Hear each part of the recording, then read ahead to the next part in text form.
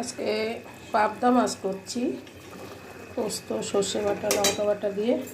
আর একটা নতুন জিনিস করছি, এটা অত অনেকে করো কিনা জানি না। এই যে মাছগুলো তো চেনো, আলু তারপরে কাঁচা লঙ্কা চিড়ে দিয়েছি, লঙ্কা বাটা, পোস্ত সর্ষে পেঁয়াজ আর নুন হলুদ আর তেল দিয়ে যেমনভাবে ভাপা করে সেইভাবে মেখেছি। এটাকে আমি ভাপাবো।